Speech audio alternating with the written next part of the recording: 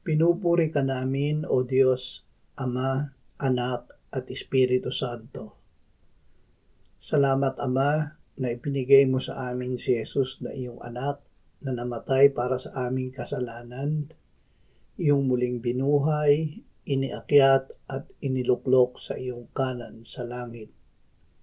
Salamat na ibinigay mo sa amin ang iyong banal na Espiritu at sa pamamagitan niya ay ibinuhos mo ang iyong pag-ibig sa aming puso.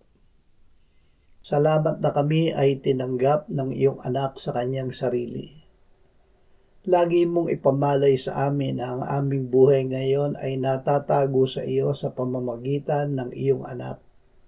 O Espiritu Santo, puspusin mo kami araw-araw ng biyaya at katotohanan ng Diyos.